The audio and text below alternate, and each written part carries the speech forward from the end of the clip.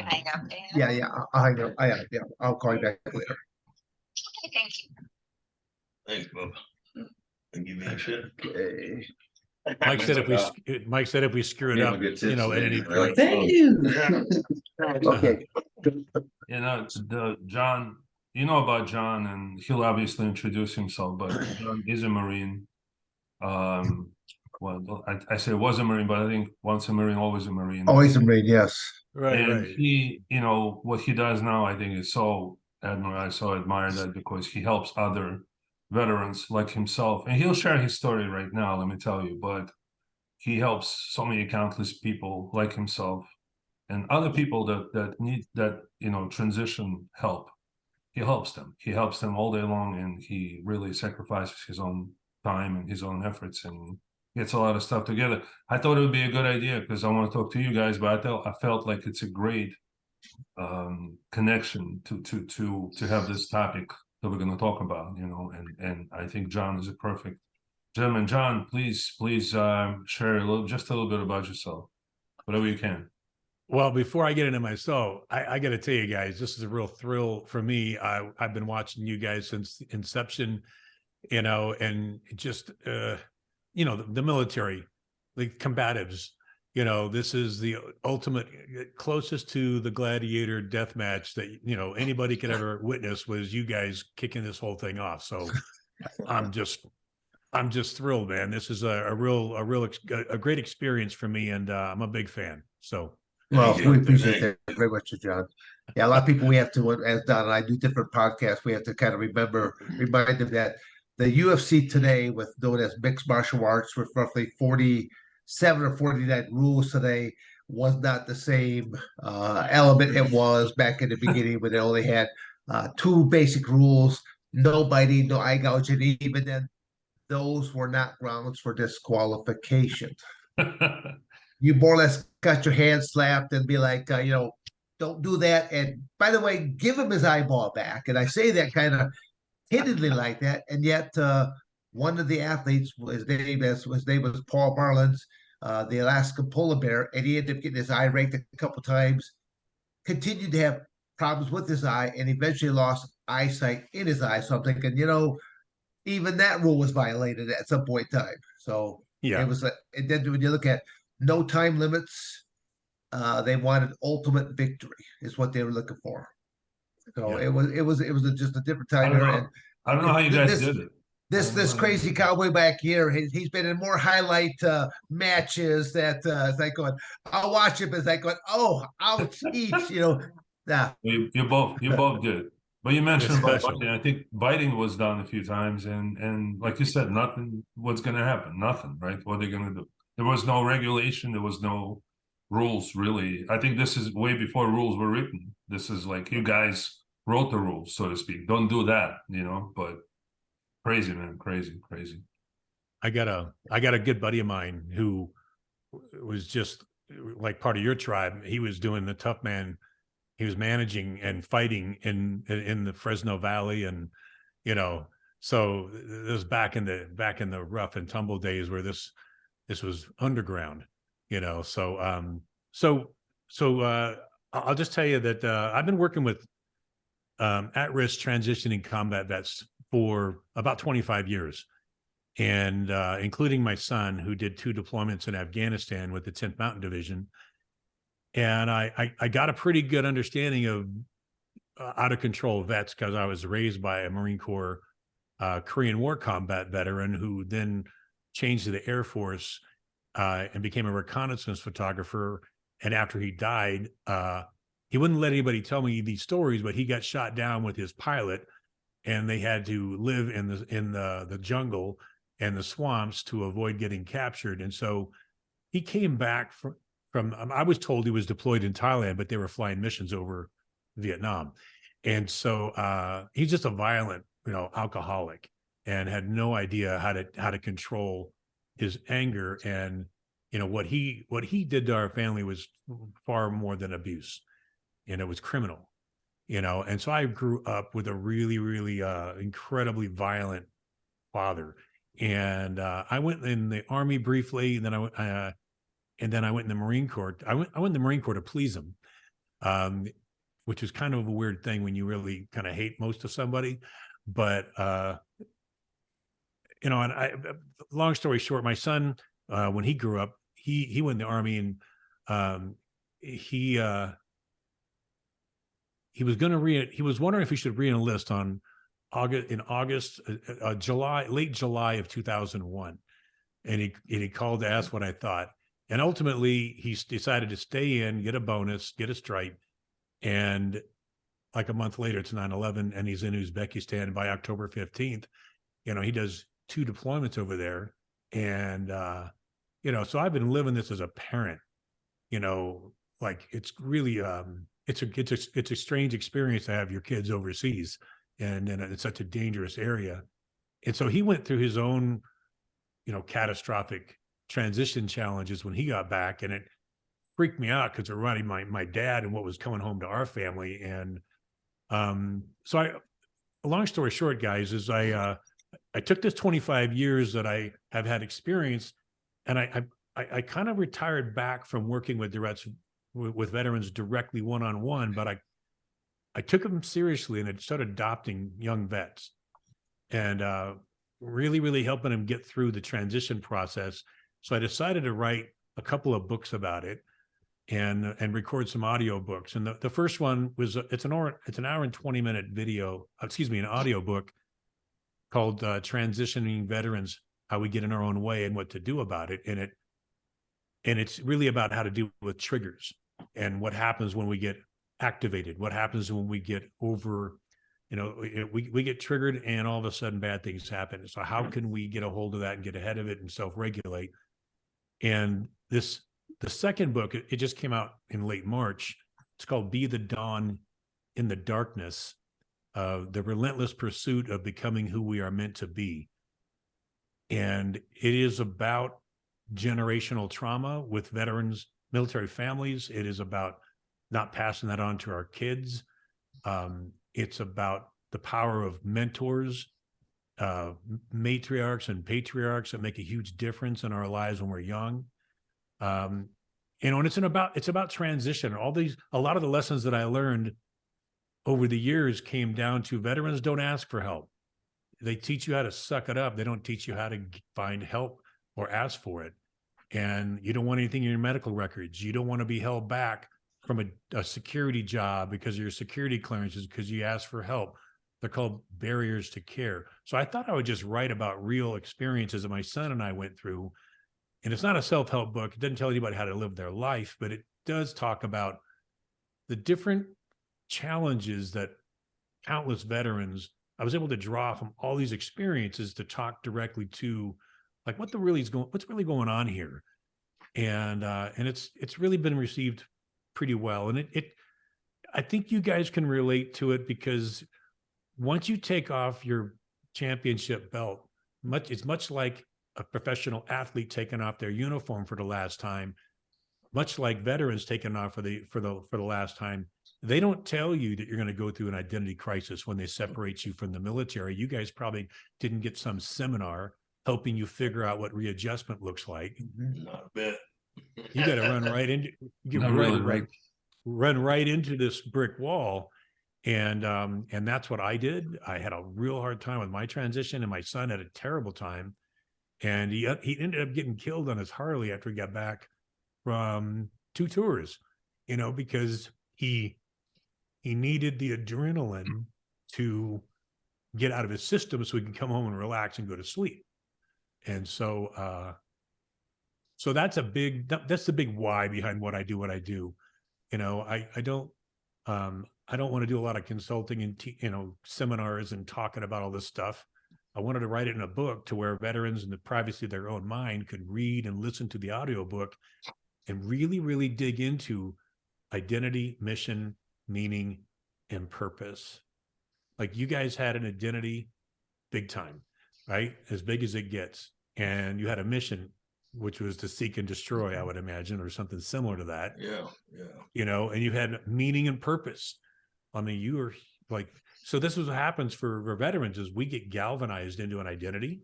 You can see who we are by the stuff on our uniform.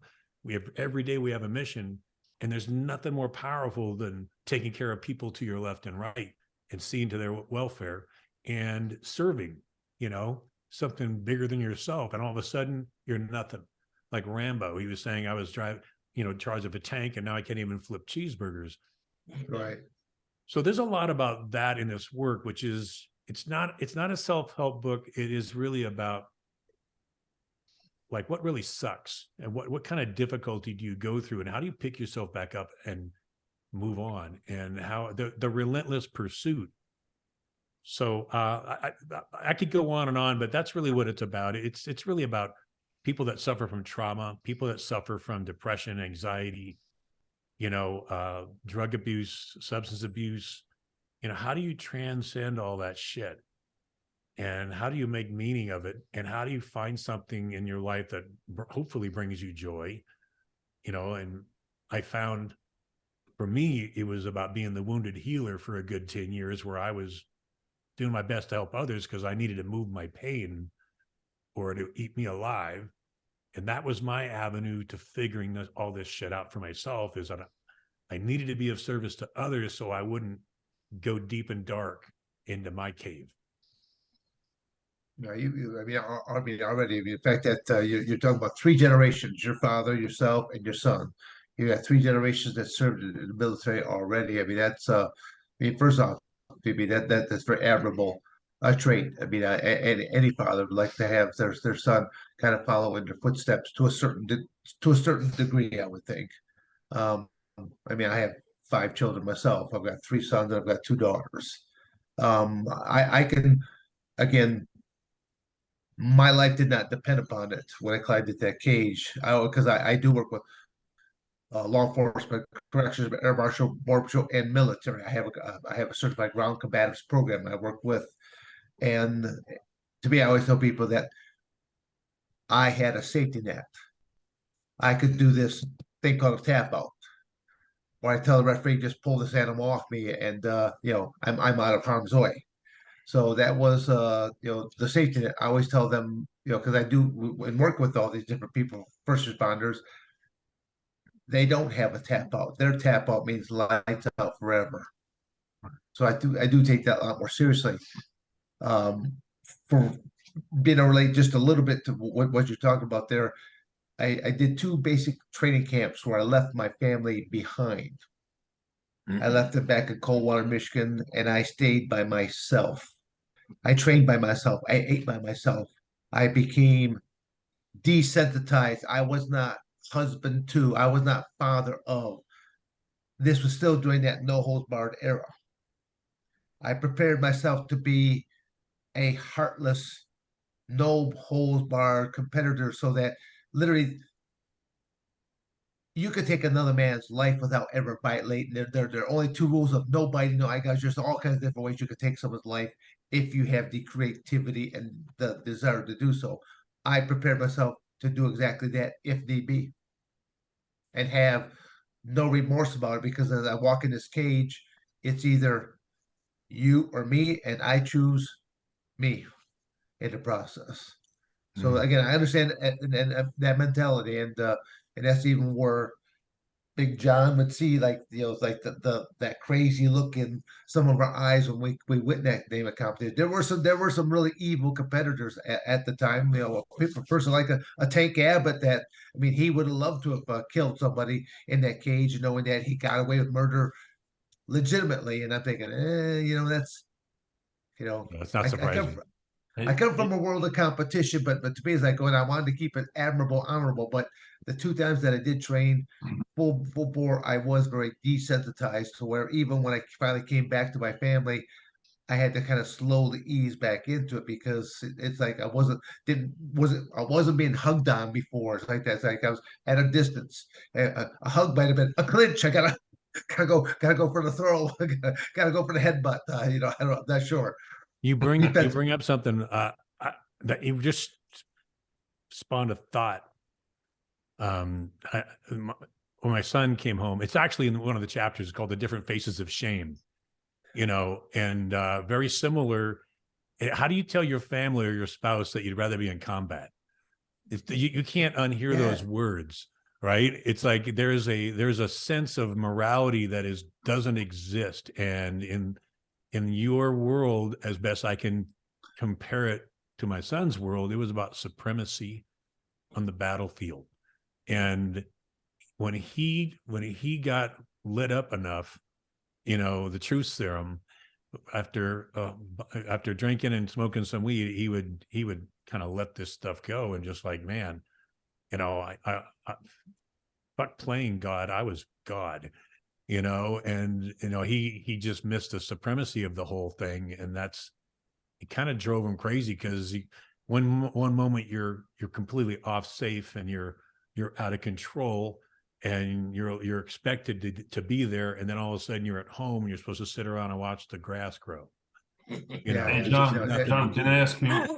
I actually wanted to ask all three of you, but I'll start with you, John. And you made this, made a comparison to Rambo, right? When they talk about Rambo in the movie, saying that we created this killing machine, and now this killing machine is home.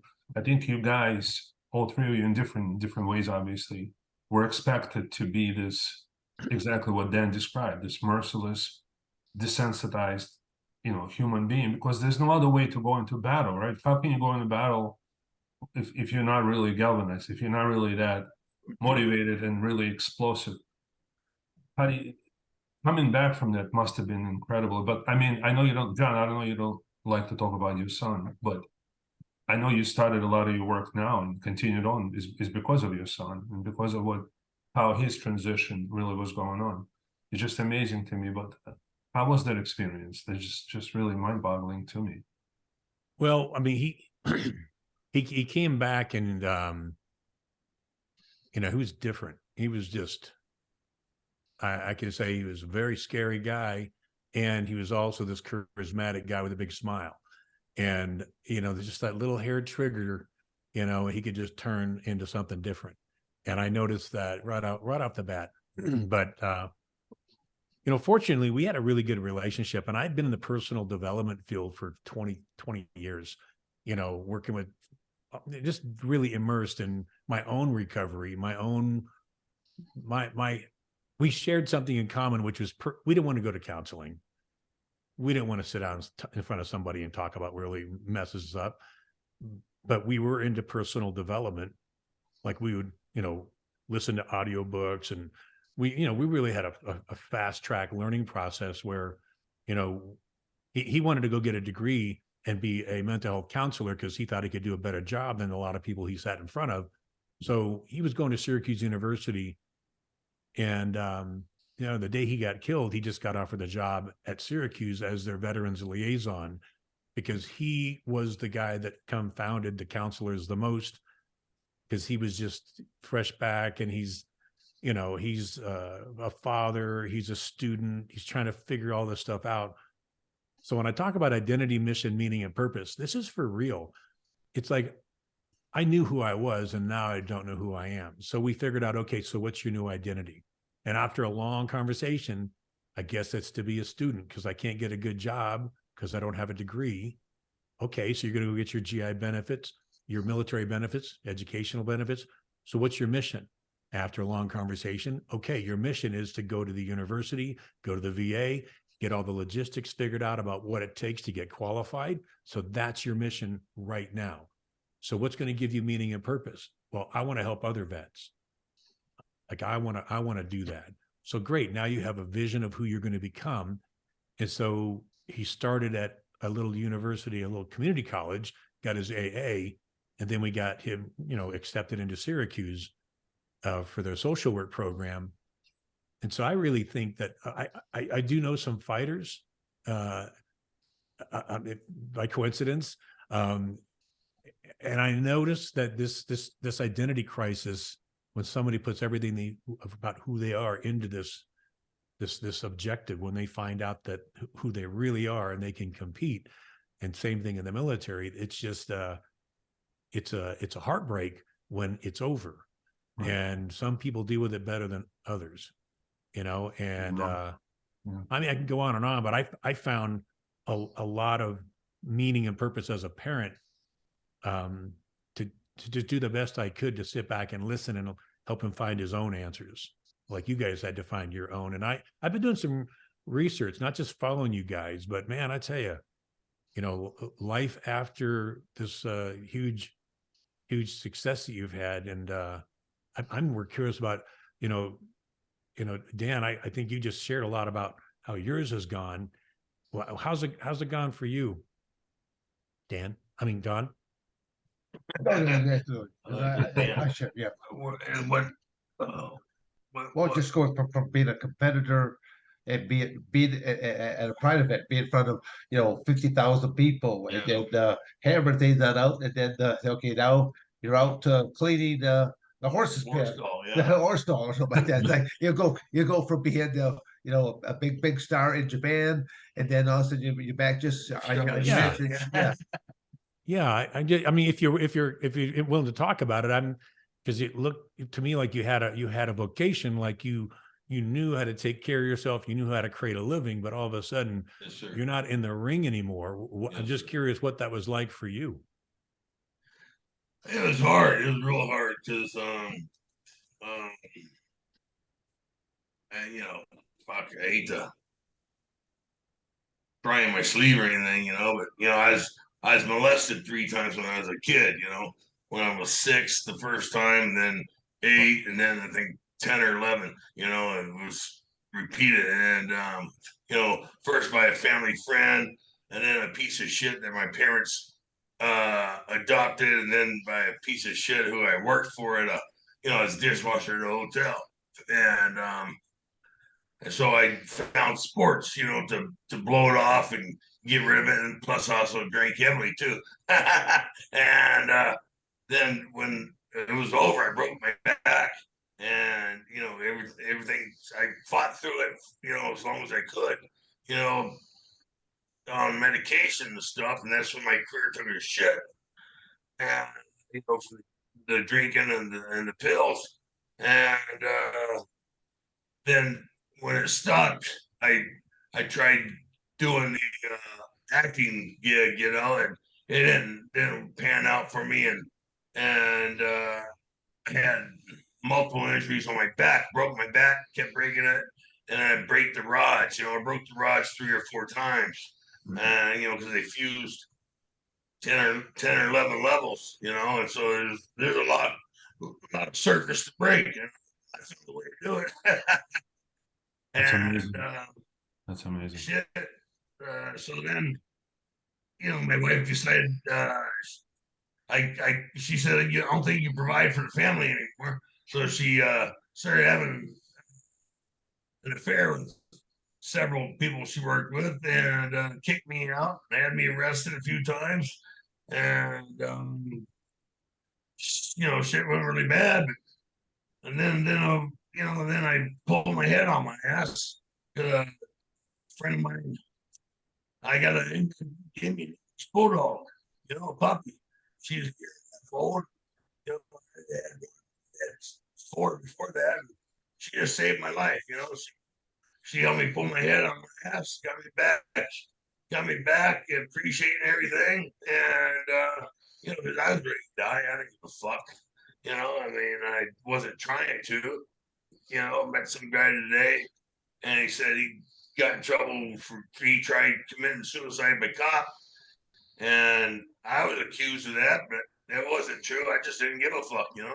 The ex-wife called, the sheriff's on me, and they showed up with 10 cars. And they were all kind enough to show me their AK-47s and the AR-15s and their 6-hour 9 millimeters. And I told them to shove them up their ass.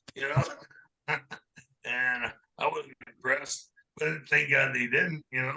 They could tell I was a dumb fuck, and so ended up having, like I said, broke the rods and had a surgery. Then woke up, 4 days later, had a hemorrhagic stroke, and they threw me in a coma for 3 weeks. And then, I come out of that coma, I had to go to rehab for a few months and rebuild my life. You gotta learn how to walk, how to feed yourself, how to shower, how to wipe your ass. It's like being a big giant baby.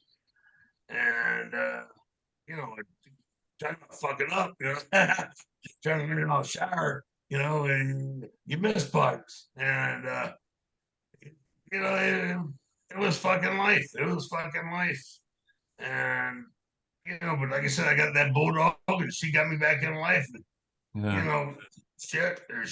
I've told God, I tell God every day, where she goes, I want to go. You know, there's nothing here on this planet for me except for her. You know, I got two daughters, but you know, the fact they're grown up and they got their own life, you know, they won't miss me. That dog will, and I'll miss her. So Yeah. fuck it. You know, she goes, I'm gonna go.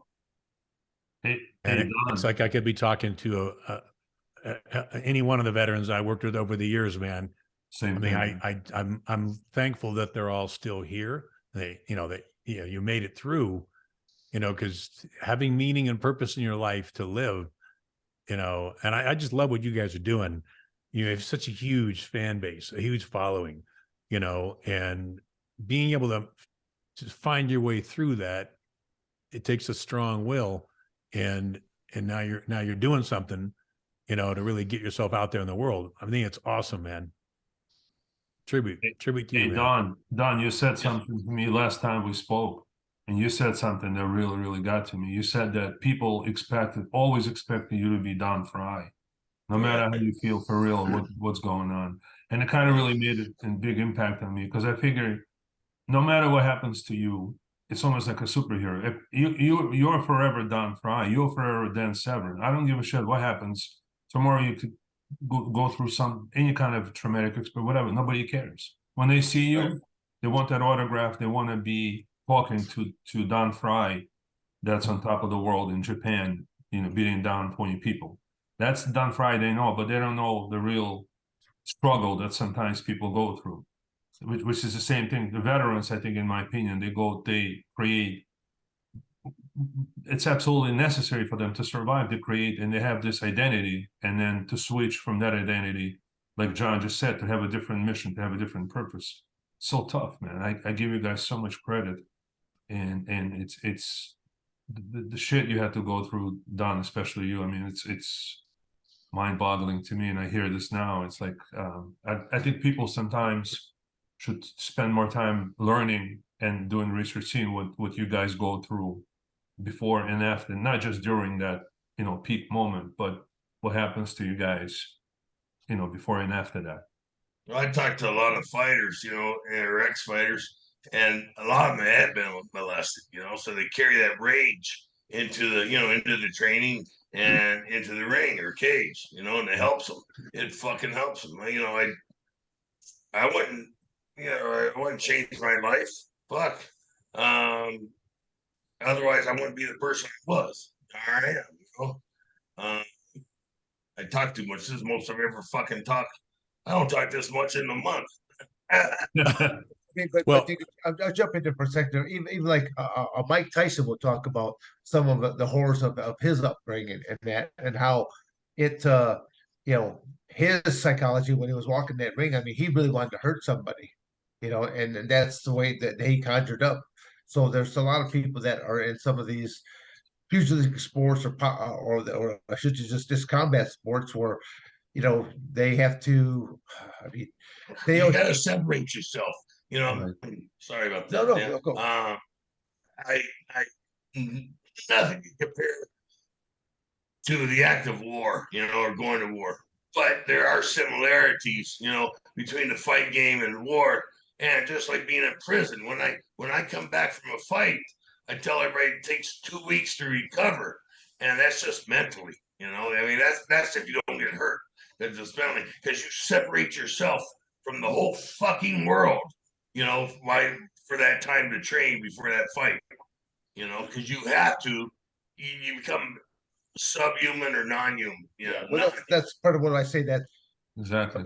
by not being around that family, you don't want a child to come up there to hug you and stuff like this because you're almost like you're not ready for that sensitive that niceness because you're preparing yourself for battle, you're preparing yourself for war, and knowing that okay, there's only two basic rules: no biting, no eye gouging. It's like we're gonna go to war. man, Amazing. I've seen you guys in and how you just the looks on your faces and how you're being, man. It's it's pretty scary, man. But you've got to do that. You've got to condition yourself. And Absolutely. Don, you mentioned childhood experiences. This is a big one for me because I've done a lot of men's work, like men's groups. I don't work with women because I don't really, I mean, I can do my best to understand them, but I really understand what goes on with men, Right. and when we're You're a not man, you're a around. Marine, so you're a double man, Well, Shit. it's great because when we're just with a group of men, nobody has to be impeccable and posture up because there's a female in the environment, right? And this Right. alpha bullshit kind of melts away, Right. and people can talk about really bad shit, and just being in groups of men, veterans and non-veterans, but I worked with a lot with veterans, creating a space for them to really feel safe enough to where they'll open up and talk. Then they'll develop a level of trust with a group of men, and then we're here in a tight compressed place together, and really the craziest stuff you don't want to hear needs to come out. Yeah. Like guys talking about, I killed a family. I don't know what to do. I can't get rid of it in my head. He didn't actually kill them intentionally, but the terrorists would fire at them from a house and tie them up and then run out the back door, and they would assault and just blow everything away, only to find a family. And intentionally they were left there as bait, and so you can probably edit this out, Mike, but I'm just saying this is the kind of stuff that how can you even talk about this? Like when you come back from a fight, but it's amazing. What I was getting back to is when we do a lot of work with veterans, I'm just amazed at the high percentage of men who talk more about their very difficult upbringings and the trauma that they never resolved that created this rage. I mean, there's a chapter in my book called "Retribution is Far Beyond Rage." Yeah. Man, I tell you, that's the biggest thing we need to unwind with veterans is it goes far. There's no fear. Like I want to hurt someone, and I think you guys can relate to it, obviously, but this sense of retribution. But there's actually a survey online called the Adverse Childhood Experiences Survey, the ACE survey, and 10 questions about your childhood experiences. And just based on what you told me, Don, you score pretty high on this survey. If you're at a 4, your chances for drug addiction, domestic violence, alcoholism, hypertension, diabetes later in your life, suicide, the risk factors are pretty high. If you're a 6 or higher, they go even higher exponentially. But statistically, a person will lose 20 years out their life. And if you're higher than that, you really got to do some inner work. And on a scale of 10, I scored a 10 out of 10. Yeah. Wow. And so we look.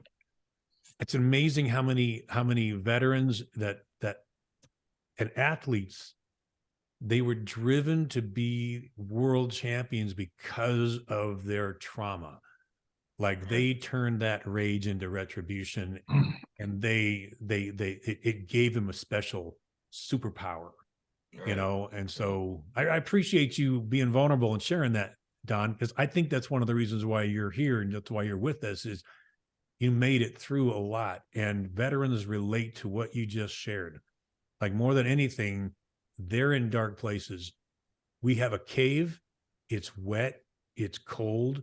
It's dark, and we're fine.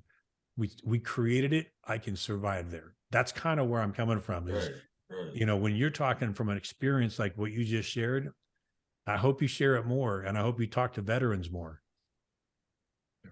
I'd like to talk to veterans more, man. I mean, my dad was a lieutenant colonel in the Air Force.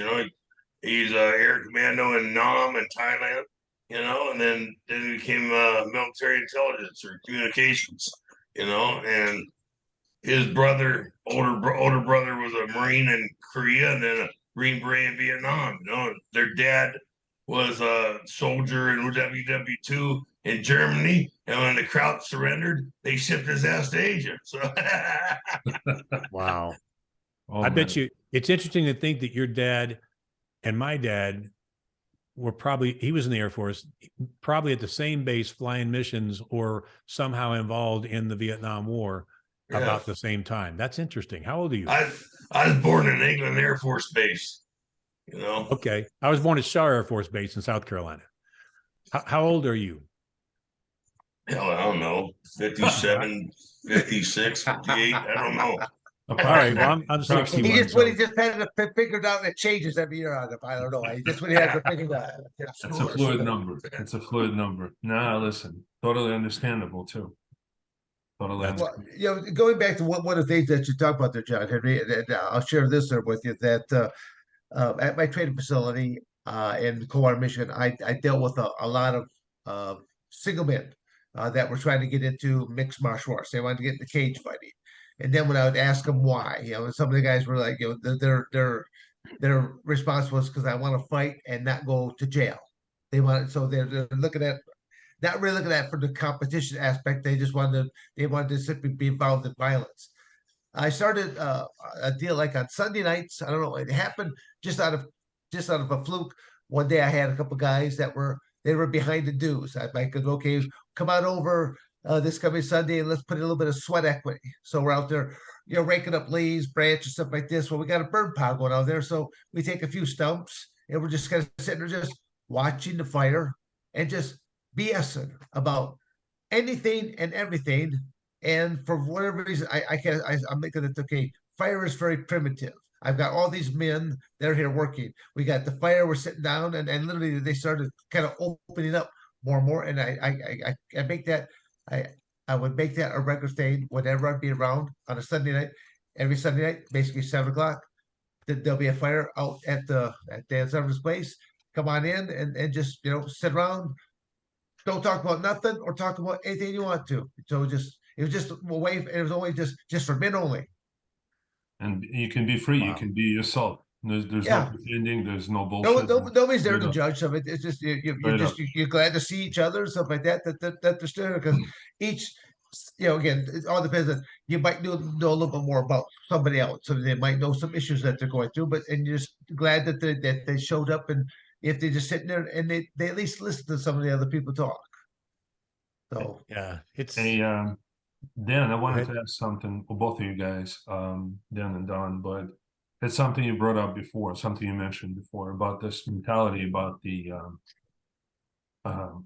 like you said, about guys like Tank Abbott, for example, as an example, that he truly enjoyed hurting someone. In other words, I never put the two of you guys in that category. There's other people like George St. Pierre actually says, I hated fighting. I think you both enjoy fighting, but from the competitive standpoint, there's these several people I've seen, like you said, Tank Abbott, over your career.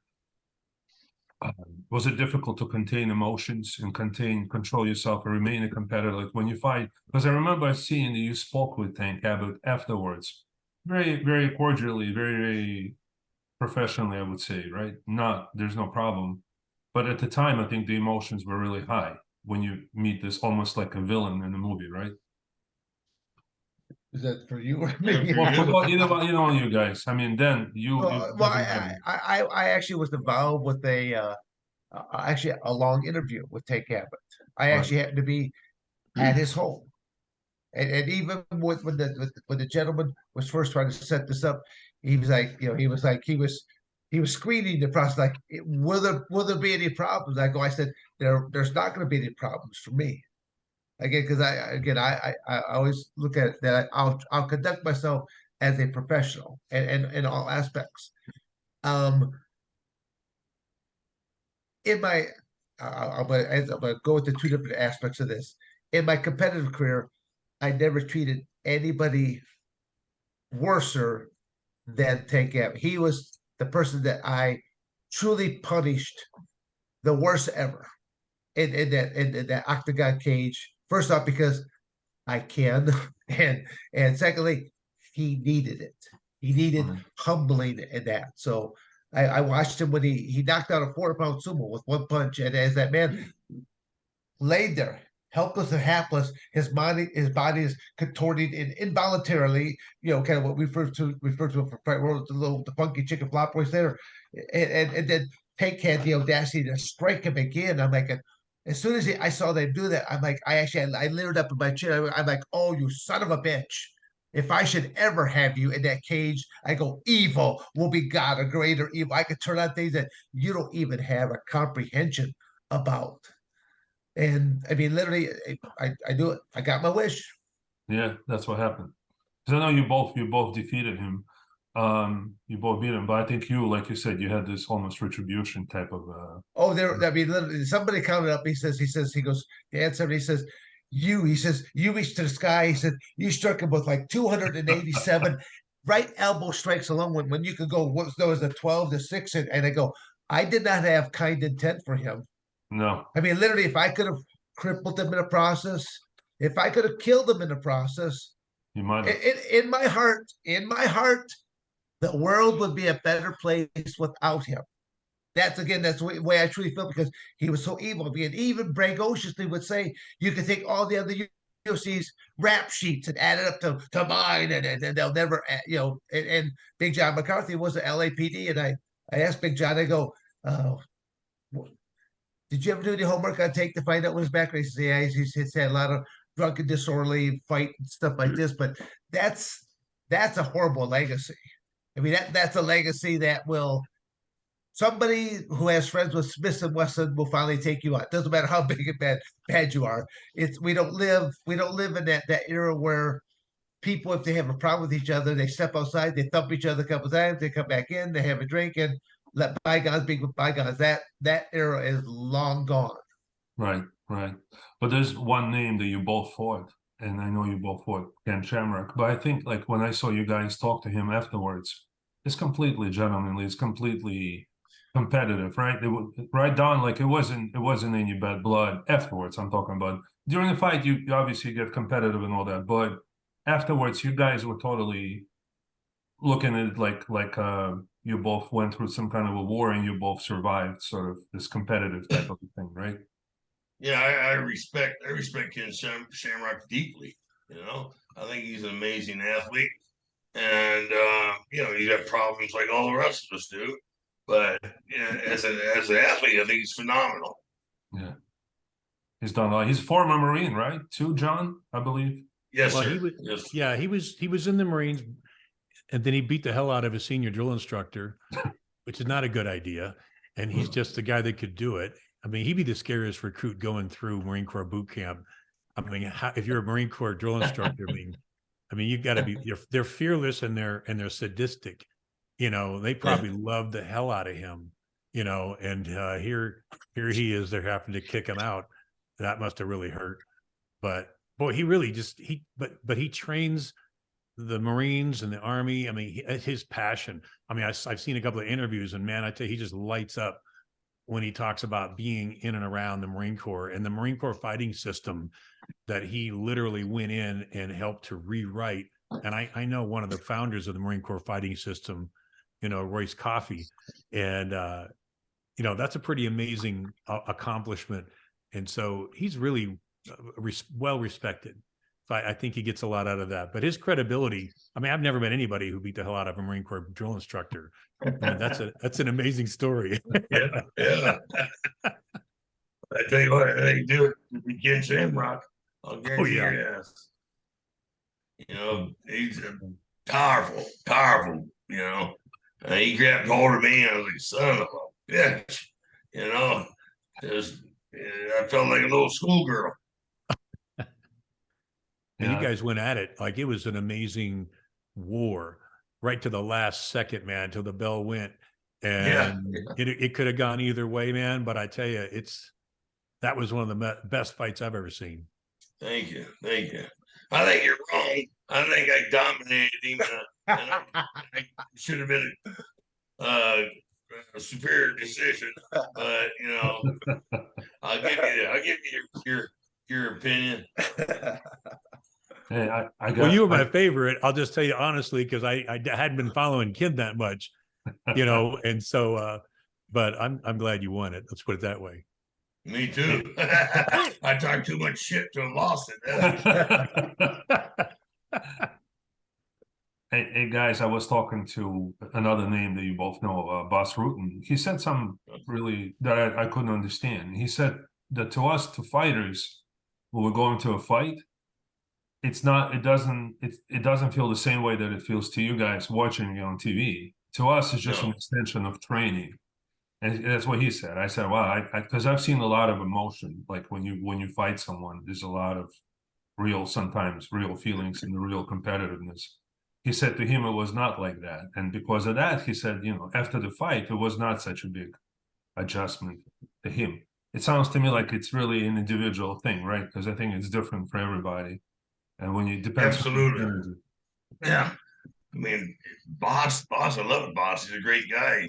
Obviously, a better human being than I am, because I had to create a hate for each opponent, and that's what drove me and gave it to me. But Boss is a unique individual. Dan's never been in a fight in his life. It's all competition to him. I think it's fucking nuts. He said that. Don watched earlier though. But don't cut line with me at the buffet though. Okay, I draw. Yeah. Don't ever cut me off in that buffet line. That's for sure. I guess they put woman. Oh, Yeah, Dan, when you said that, Dan, I don't know. When you say you've never been in a fight in your life. To me, it looked like you've been in a lot of fights, but what the hell do I know? But what are you guys working on? I know you're traveling the country, you're doing a lot of different. Today you had a show, right? But do you Dan? You do a lot of seminars still, like you do a lot. No. I love. Well, again, I love teaching. I actually, I was a coach at both at Arizona State and at Michigan State, so I enjoy the coaching aspect. Teaching, my first love of amateur wrestling. It's something I've been doing since my seventh grade time frame. I love teaching that. But then also, jumping into the wacky world of professional wrestling. So I jumped into that because it was uh, such a loose organization that you could have a name for one move, but it might be conducted several different ways depending on, are you from the south, are you from the north, are you from the east, from the west. And I kept thinking that I'm a person that I understand mechanics, so I simply after I would ask several different people that I trusted in the industry, how would you do this move realistically? And then I just made it law that was the way it has to be done. And I always would tend to fall back to one of the more older traditionalists, especially if they had a good shooter background with it. So, Gotcha. and man, again, I love teaching that, but I also I like seeing them achieve success in the process. Yeah. So to help others, but then also I had a son too that he fell short. He basically he looked at me like, well, what does dad know? Okay, and it's like, well, I want my son did or my child to do the best that they possibly can. They kind of failed. I had to let him mope around a little bit and then sit him down and sit and talk to him to see, okay, what would you like to do differently? And he did come back his next couple of years and he achieved a great deal of success, but he had to put in all that work and that effort. And the hard part about anyone that wants to be successful in anything to do is there's an aspect of sacrifice. You have to sacrifice time away from family, time away from friends. And because a lot of your friends, they talk a good game. I'm going to do this. I'm going to do that. And when they don't, and they start seeing you do, then it's kind of like going, hey, John Henry, let's go out, let's get shit faced this Friday night. It's after the football game. And I'm like, well, no, I can't because I gotta go, I gotta make weight on Saturday. I have to go wrestle on Saturday. I can't be going out there doing it if I'm get shit faced on a Friday night. But they're like, oh, what's the matter? You're not a man. I mean, they start playing the man card on you. They start hitting you with different things towards like you go, no, I have a plan. I have a goal. I mean, that's the hard part. Real responsibility, taking that responsibility and committing yourself. Yeah. So, That's just no, but that's the hard part when you're trying to set a goal for yourself, other people are going to try to pull you back because Oh, if you break out of the pack, you're that unique individual. absolutely. Is it all mental? I mean, this is what I think is such a big connection here between what John does and what you guys do also. This is a mental game. I think this is all mentality. Because then you just Well, said you make them winners in their mind, right? Yes.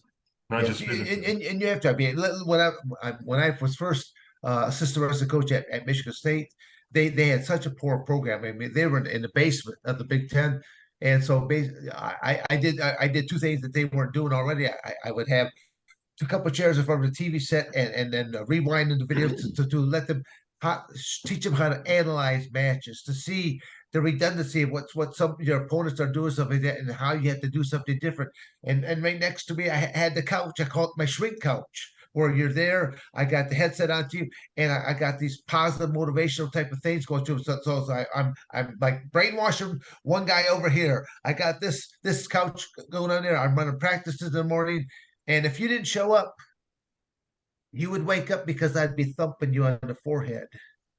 In your dorm room, as you wake up and you see me, it's like, come with me. You and I work out now. So it's like, but it's like, but they got a great deal of respect. The funniest one, I probably shouldn't even mention this one, but this is comical because I'll leave the name nameless. He'll know who he is if he ever hears the story. He was it was a 2-day tournament. Usually on a 2-day tournament, you have to make weight each day, and they'll graciously maybe give you 1 or 2 pounds. Well, my one wrestler did not think he was going to make it through the first day, so he really ate and drank a whole lot more. So now he's got the sweatsuit on. He's got the cottons on. He's got the sweatsuit, vinyl suit underneath, and he's breaking. Hey, coach, I can't go anymore. Go get in the sauna. Just go in the sauna. Just go sit down, relax in the sauna. He gets in there, and then a few minutes later, I appear. I'm in the sauna there with him. Hey, he looks up. He goes, Coach, I can't get.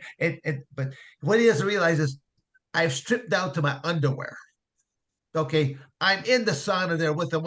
There's other wrestlers stuff like this. He gets up and he goes and he said, "I can't." the fear God.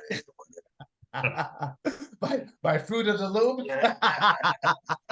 And he gets up and I push him down. His eyes got big as saucers. He said, Coach, I said, and again, I'm like going, Don, you have to wait. I said, this is the biggest curse is that wrestler will always make weight. He said, you have to make weight. He gets up and he tries to get past me. I push him down again. I go, he comes up, and now I start pummeling with him. It's a wrestling routine. He starts pummeling. I go, come on, get mad, get past me, push something. And he's like, he just keeps working. I push him to the back this way, push back that way. And literally for like the next, 10, 15 minutes, and he gets to a point, he's crying, he's sobbing, he's laying down. I go, good, cry, get some more weight off your body, something like that now. I said, you're going to make weight. I said, because he was close as it was, and I just let him lay there for just a little bit. Then I basically pat him on the back. Try out that extra pound. Yeah, and then as he laid there something, I pat him on the back. I says, let's go. You made weight. Wow. And he goes, good, but he doesn't know that. I still don't know that. But he gets back out there. He's pulling all the cotton sweats off him. He's pulling the vinyl sweats on off him. I got the squeegee towel. I'm wiping them all on down there. And he steps on the scales, and that scale just barely drops to where he made weight. And then, but when that moment is done, I mean, he embraced me. Thanks, Coach. I could have never done it without you. That's your Fruit Looms. Hey, that's the truth, right? I think in that same 20, 30 minutes in there with him, he lost that pound and a half for 2 pounds he had. I think I probably lost 6 pounds in there because I'm fat and I'm succulent and I felt well watered through. So it's kind of it's just one of those things that you do. I mean, that was all part of all the wrestling team stuff like that as well. Could not have done it without you. Listen, without that mental, without that push, without that smack.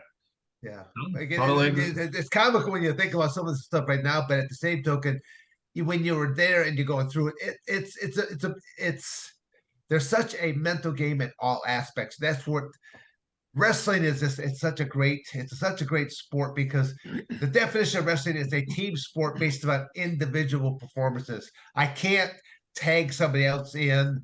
I'm not on that football field. I got 10 other players that could do the job. I love football more than I did wrestling, Yeah. but you had to rely on 10 other players to do their job the same as yourself. And when someone would miss a block, somebody misses a tackle, and the team loses, then you know you did everything that your possibility, then that makes it a little bit tougher yet. So Gotcha. again, athletics, I mean, as I said, athletics was my having seven other brothers and sisters. Wrestling was my avenue to pay for my education so that I could do better. I mean, one of my first thoughts was I did have a couple of my fellow teammates. They had older siblings who basically upon high school graduation did go into the military for a couple of years. They come on out and then go to college on the GI Bill. So that was actually option number one. I'm going to go this route. But Excuse me, I see a man about a horse. yeah, when I had my opportunity by my sophomore year, I have a couple college coaches that are like, if you keep this up, there is a potential to receive scholarship money. So option number two came to the equation. So that's one of the things that I do a great deal when I speak with young athletes. I try to help them to learn how to create options in their life. It may not always be for scholarship money or stuff like that, but the other ways of there's more than one way to simply to go out and to achieve success. It doesn't always have to be through athletics. Exactly. I'm sure John would agree with that statement, right? Yeah. It's all about the mentality. It's all about showing them options and showing them what else. Well, one of the hard things, though, and I'm sure John will probably agree that it's hard for young men to show their emotions because when they're around other men, that's one of the hardest thing is to get them to really to open on up because they think that they're supposed to eat nails and never show any kind of weakness or emotions and things of that nature. And that's kind of like the environment because like I remember my father, you don't cry, you don't cry, like but I am big old blubbering, so Wow. but No, but listen, we're taught as men, we're taught all over the world, right? Yeah. And I know people in different continents, and it's one thing unites us all is we're taught not to show emotions. We don't have emotions. If you have emotions, you're a pussy, you're a scumbag, and you shouldn't even be among us. And that's a problem. I mean, now it's, because emotions are still there, and we see the result. When I work with a lot of veterans, I find myself saying a lot when they start really opening up and they start really kind of getting in touch with who they want to be and what's standing in their way. I mean, I just tell them, you can still reach out and choke somebody if you actually have to, but you may never really need to. It's like you're living in a different world, and it's time to learn some new things. Like, I can tell you when I got in the Marine Corps, I had a very limited range of emotions that I would allow myself to have. And I had a very, very limited vocabulary. And I was really shut down. And I had a rage problem.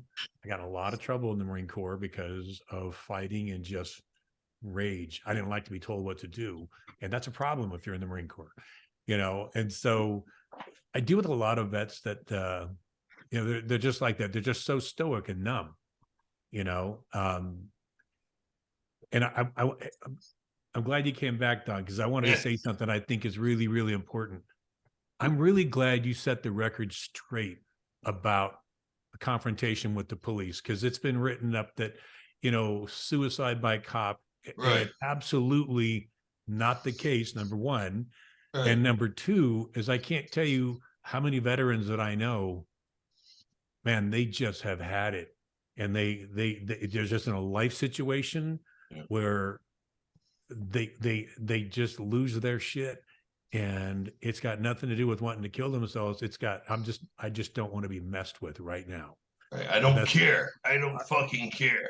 Right. Pull the trigger. Either way, live or die. I don't give a rat's ass. You know, I've had enough. That's exactly it. And I think, you know, when you're talking to vets, differentiate, because they want to be heard. They want other people to understand, like, hey, you know what? They're not interested in taking their life. You know, Right. I think there are some. I can't say that. There are some where that's the option for them. But you being able to differentiate what was going on for you is the rest of the story that I'm glad I heard. Yes, sir. Well, And you know, I gave a couple of interviews where I said, yeah, I tried suicide by cop. I didn't.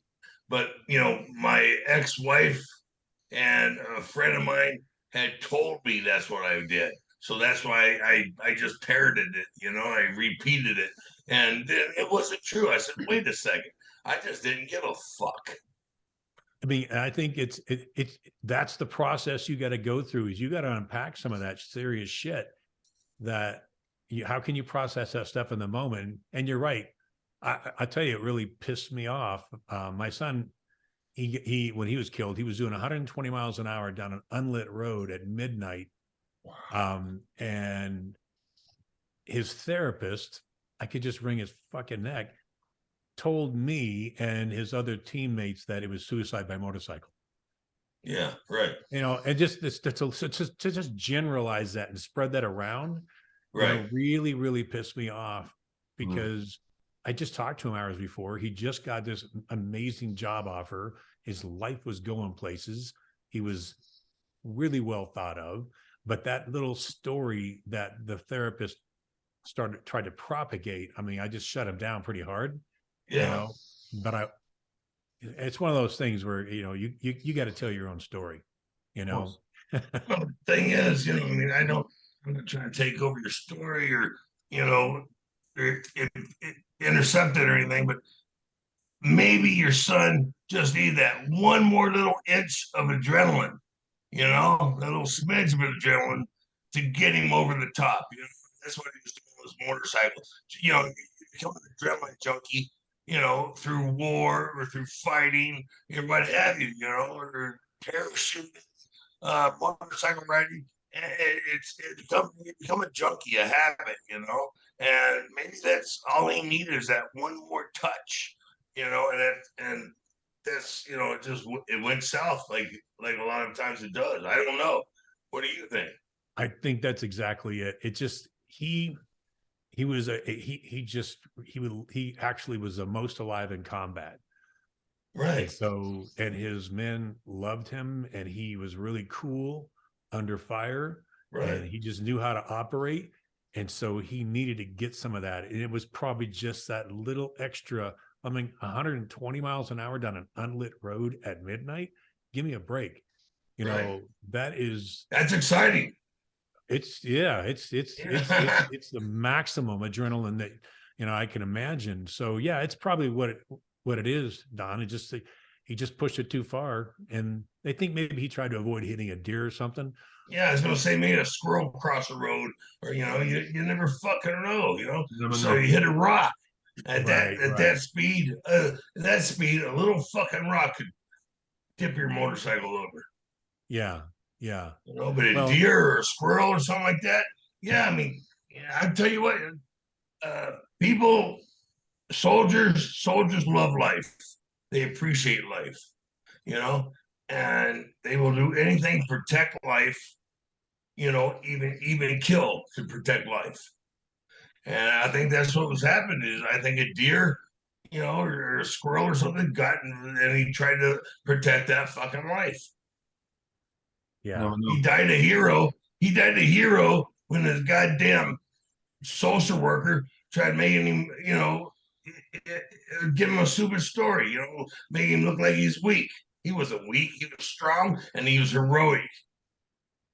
Well, you know, the end of the story, the next chapter is there was a a therapist inside the VA that was mentoring him to take, I think ultimately to take her place when he graduated.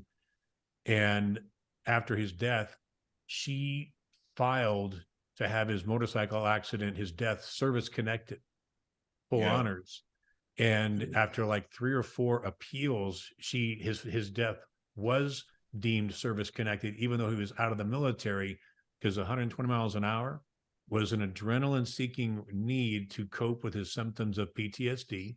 Absolutely. And the weed and the alcohol in his system were self-medications trying to deal and cope with his PTSD, which was well documented. You know, he had a pretty high service-connected disability rating. And so his wife got, you know, the death benefits, and his, you know, his honor. Well, I think, you know, he had a Purple Heart and stuff like that. But that was really, to me, like, wow, that's it set a new precedence, I think, you know, for service-connected deaths in this case.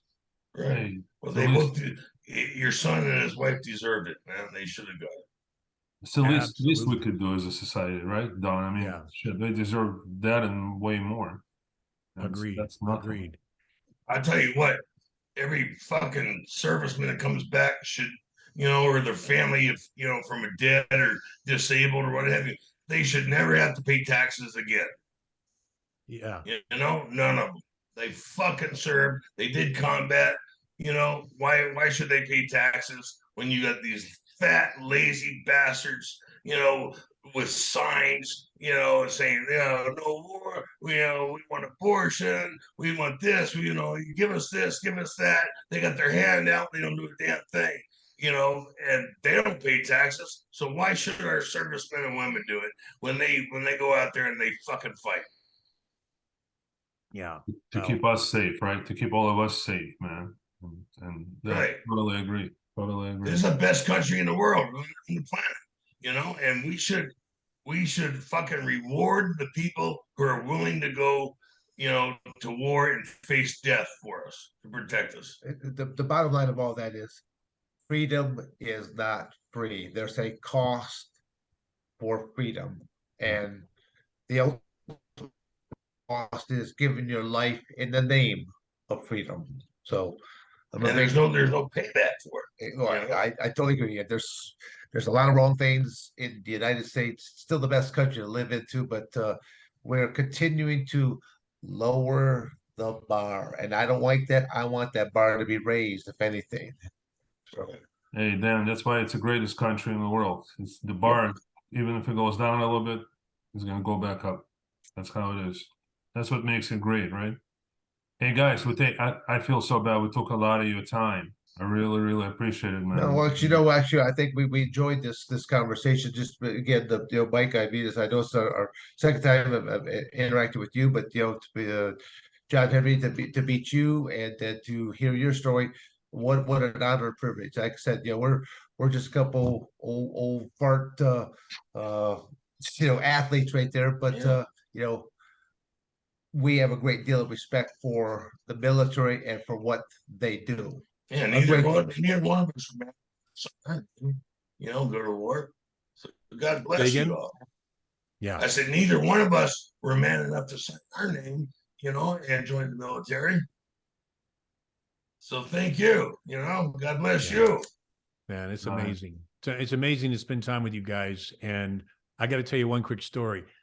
I deal with a lot of young people, right, in business and then in the military. And when I meet mostly young men who are fanatics about the UFC, and I mention your names, they haven't been here long enough to know who you are. But it's funny. I have a couple of videos that I have on cue. One with you, Don, with Takayama, and the instant they see that, they're like, "Holy shit, I remember that!" Right? Like their dad used to watch this all the time. And then and then Dan, you with Macias doing that suplex that it just about Yeah.